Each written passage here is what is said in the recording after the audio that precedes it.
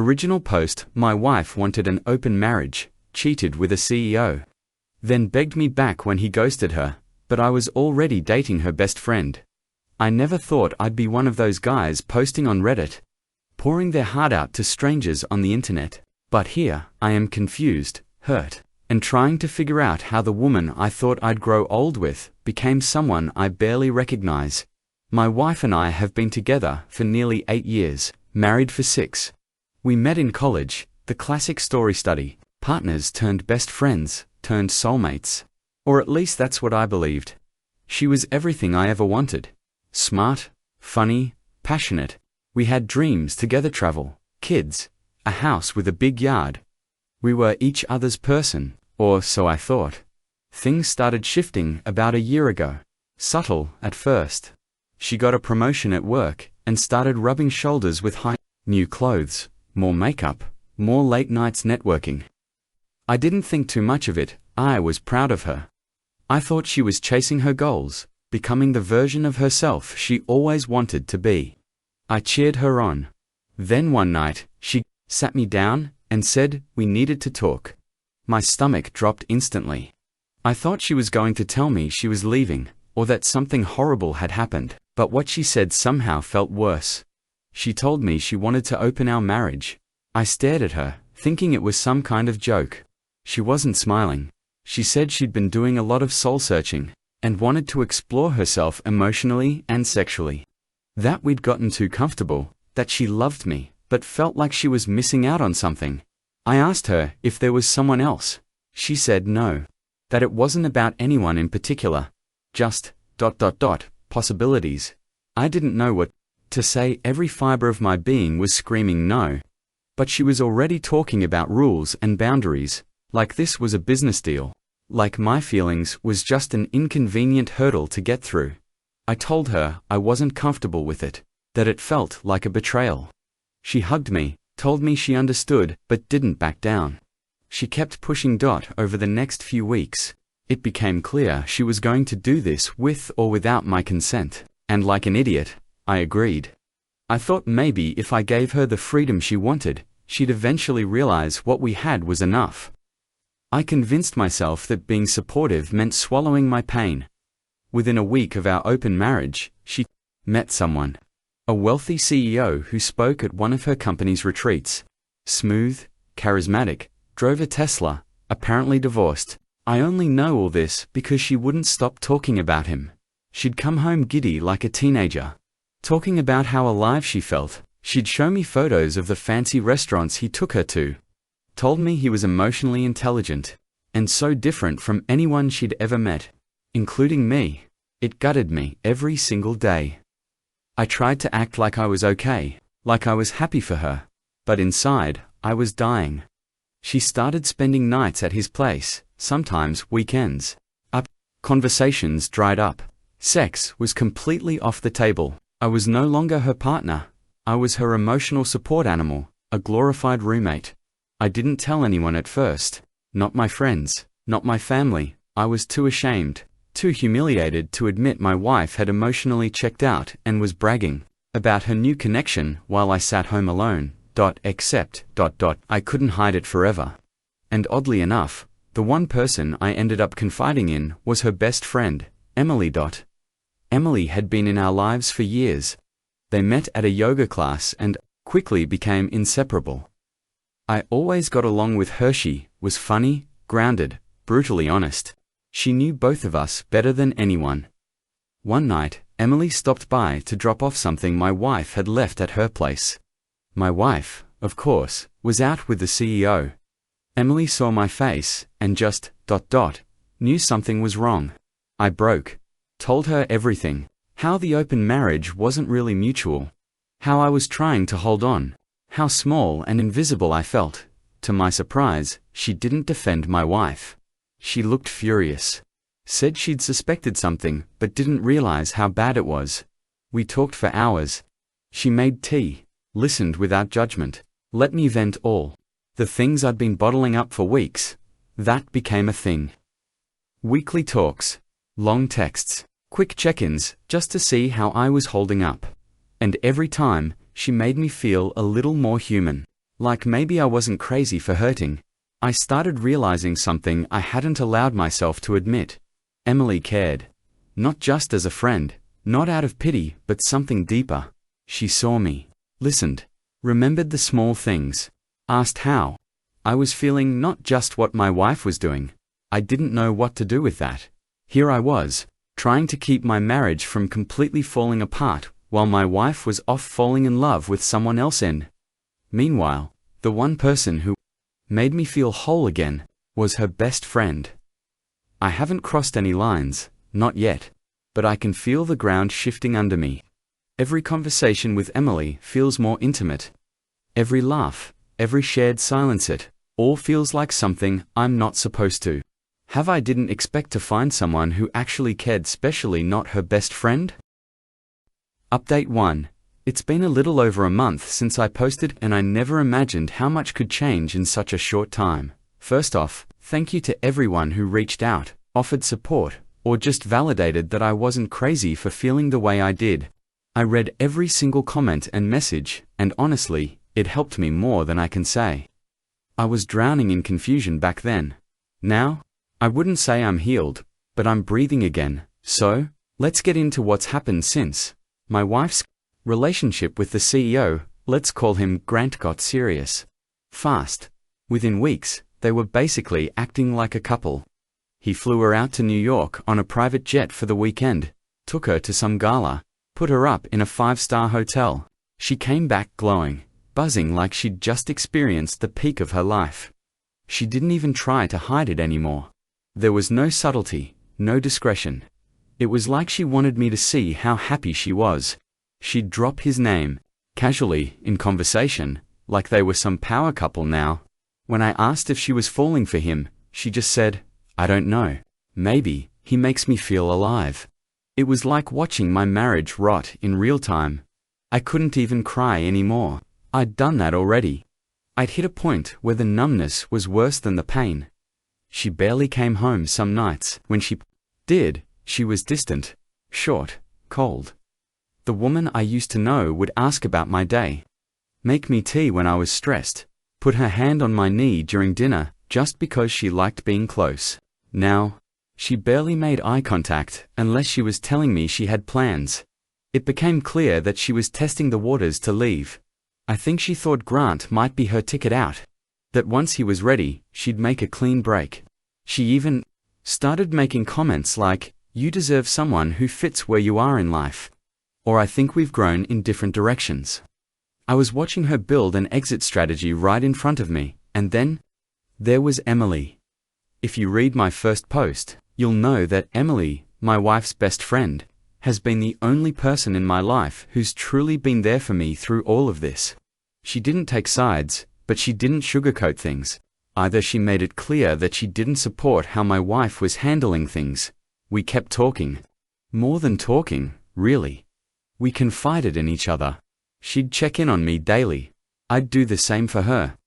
She started coming over when my wife was out, sometimes just to hang out and watch a movie or vent about her own job.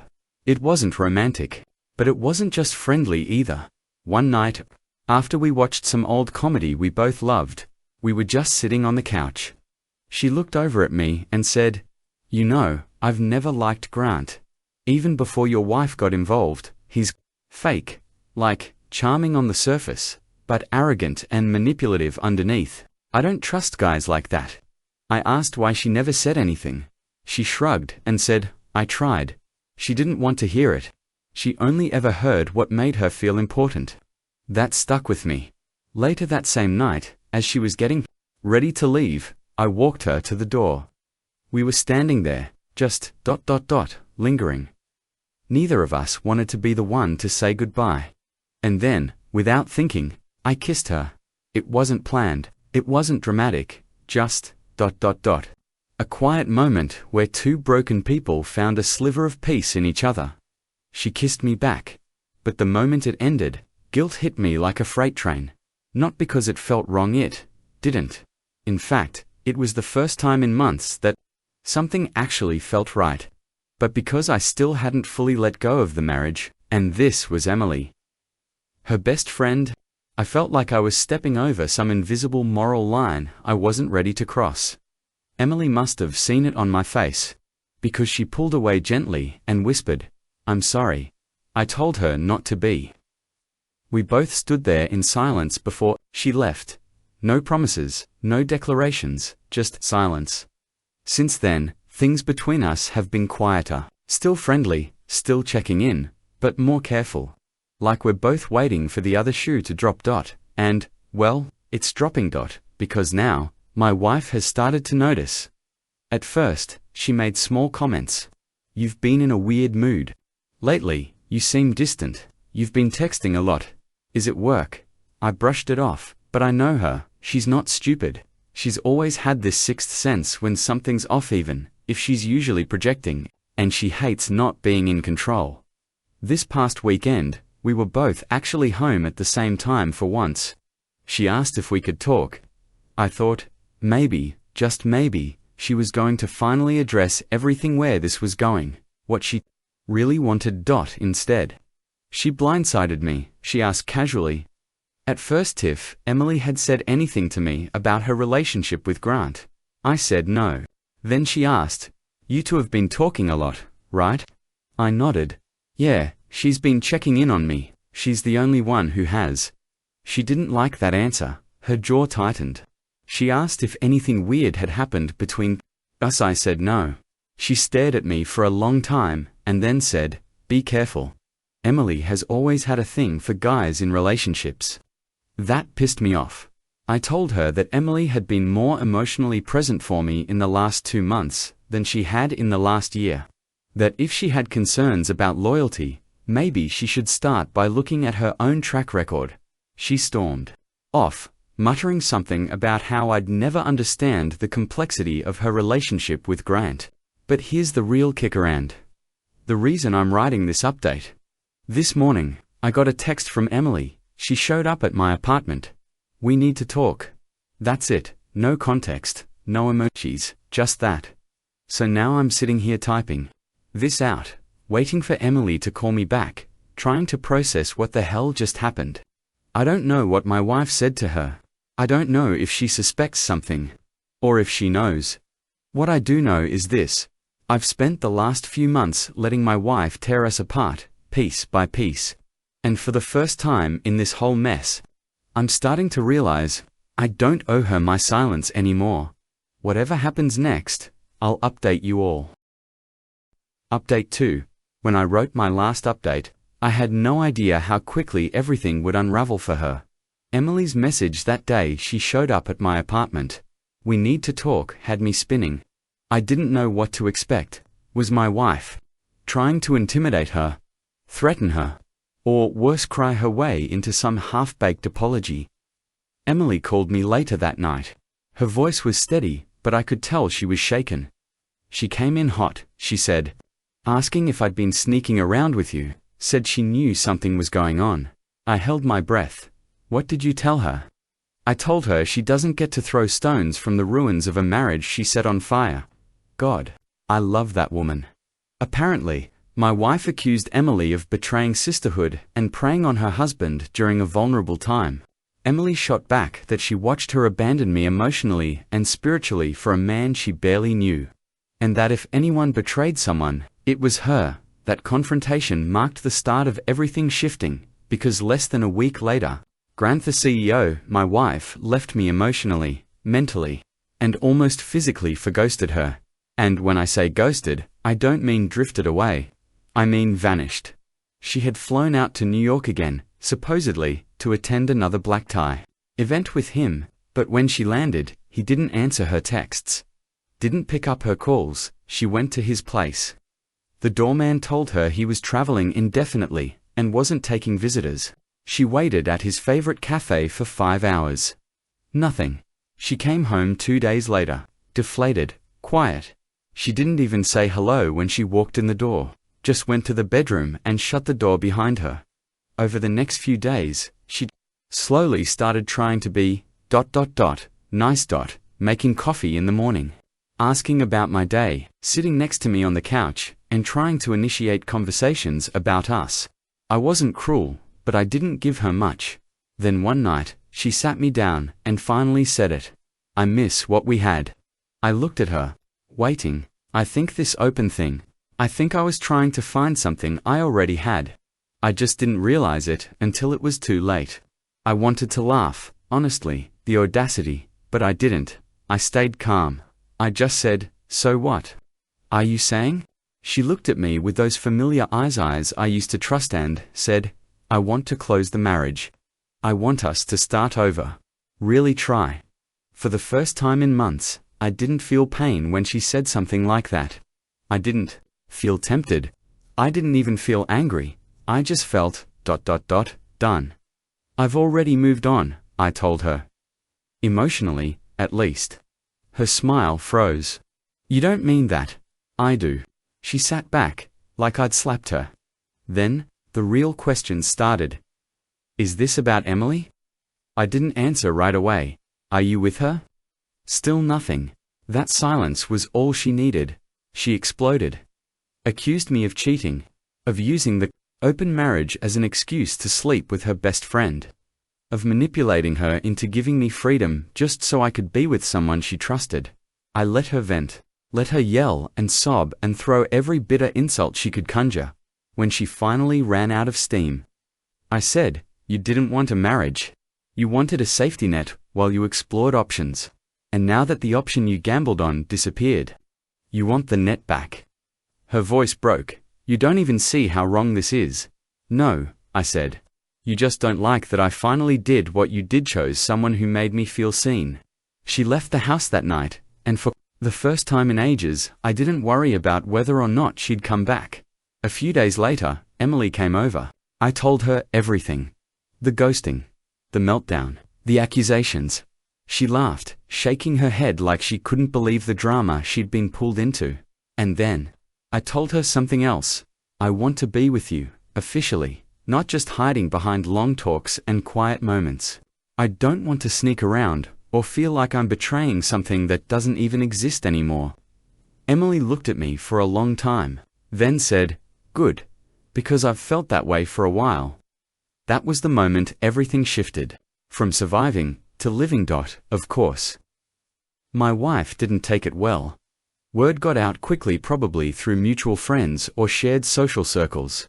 She started painting herself as the victim, saying Emily stole me, that we had some emotional affair all along, and she'd been blind to it. But here's the thing, people weren't buying it. Once the full story started leaking, how she'd initiated the open marriage, how she'd bragged about Grant while I sat at home trying to hold things together, how Emily had supported me through it, all people stopped showing her sympathy. Some even told her flat out she had no right to be angry. Her friend group thinned out fast. The ones who knew the truth either sided with me or quietly cut ties with both of us. She went from the independent woman exploring her freedom to the cautionary tale of what happens when you burn a good man and end up with ashes. Meanwhile, Emily and I, we're peaceful. We've started going out, just normal dates, nothing flashy. Walks by the river. Tacos from a truck we both love. Sunday mornings, drinking coffee in bed, laughing at dumb shows. There's no pressure, no pretending, just two people who went through a storm and came out the other side holding hands. Last weekend, we were sitting on a bench in the park, watching a couple of kids chase bubbles across the grass. She leaned into my shoulder and said, "Can I be honest? Always. I used to envy her. How she had you. How steady you were. I thought she didn't know what she had, but now, I'm just grateful she let go of something she didn't value, because it gave me the chance to see." I didn't say anything. I just squeezed her hand and smiled. That night, back at my place, my phone buzzed. I almost ignored it. It was my ex-wife. I was thinking maybe we could talk. I still have some of your things, and I've been reflecting a lot. I stared at it for a moment. Then I locked my phone, set it on the nightstand, and turned back to Emily. I didn't reply. I won't. Some doors don't need to be slammed shut. They just need to stay closed. Final update: it's been 6 months since my last updated. What a strange, beautiful, liberating stretch of time it's been. The divorce is finalized, no drama, No drawn-out courtroom spectacle. We had a few disagreements over some shared assets, but even she didn't have the energy to fight the way she used to. I think, in her own way, she knew she'd already lost the one thing that couldn't be split down the middle. Me. I signed the papers. Walked out of that building lighter than I'd felt in years. Not broken, not bitter, just free. Emily came with me that day. She didn't go inside, wanted to give me space, but she waited outside on a bench with 2 coffees and a quiet smile. No big speeches, no "I told you so." Just presence, just peace. She knew that's all I needed. And if that doesn't say everything about the kind of woman she is, I don't know what does. Since then, life has felt like slow, steady healing. Not some whirlwind rebound or fairy tale romance. Just 2 people figuring things out together without pressure, without pretense. Emily moved in last month. It felt natural, easy. Like we were simply moving into the next room of a house we'd already started building. We still laugh at dumb movies. Still cook together on lazy Sundays. Still stay up way too late talking about things that don't matter. Just because we enjoy each other's company. She tells me she's proud of me a lot. The first time she said it, I didn't know how to respond. Not because I didn't believe her, but because it had been so long since anyone had said those words without a hidden motive. "You've grown," she told me one night, her head resting on my chest. "You see yourself clearly now, and you're not afraid to walk away from what doesn't serve you." She's right. I'm not the man I was when all of this started. I used to confuse love with loyalty, to the point that I stayed in a marriage long after it had stopped being loving, simply because I thought staying made me good, made me strong. But real strength, I've learned, isn't in holding on. It's in letting go and still choosing kindness. My ex tried, more than once, to reopen the door. Texts, calls, long, carefully worded messages about how we both made mistakes, and how she's in therapy now and realizing things, each one softer than the last. Each one quietly pleading for a second chance she never outright asked for, but always implied. I didn't engage. Not because I hated her, but because I finally understood that going backward only brings more of what broke you the first time. She too has changed, or at least her world has. From what I've heard, through mutual acquaintances, the CEO never came back. Whatever fantasy she'd built around him vanished the moment he ghosted. And when she tried to step back into her old social circles, she found them colder than she remembered. Friends who once admired her independence started questioning the choices she'd made. Some walked away entirely. Others kept their distance. Her attempts to start fresh haven't stuck. One relationship fizzled after a few weeks. Another ended abruptly when he found out about her past and didn't want the baggage. And maybe that's the most painful part for her, not the loneliness, but the realization that for all the freedom she chased, she ended up more isolated than ever. I don't wish her misery, truly I don't, but I also don't carry her burdens anymore. They're not mine to hold. Emily and I have talked about the past a few times. Not in a heavy, rehashing, every detail kind of way, but in quiet moments, where reflection naturally bubbles up. There's no jealousy, no shame, just mutual understanding. "We didn't plan for this," I said once. "You and me." "No," she smiled. "But some of the best things in life aren't planned, they just show up when you're finally ready to receive them." I used to think betrayal would break me. That I'd never trust again. That love, once lost, couldn't be found in the same story. But love wasn't lost. It just changed form. It became patience in the form of late-night conversations. It became kindness in the face of judgment. It became Emily, steadfast, warm, and exactly what I needed when the world I knew collapsed. We're not rushing anything. No ring, no declarations, carved in stone. Just showing up, every day, with openness and gratitude. And, in a strange way, I feel closer to myself than I ever did in the marriage I was trying so desperately to save. I know people say time heals, but time alone doesn't do the work you do. You grieve, you unlearn, you grow. And if you're lucky, you come out on the other side, not just whole but better. My ex still sends the occasional message. I don't reply. I don't block her either. That's not out of pettiness, it's a reminder that life offers choices, and the one I made to walk away, to choose peace, to embrace a love that grew from ashes instead of fantasies, was the right one. I never thought I'd find love in the ashes of betrayal, but here I am, and I wouldn't change a thing.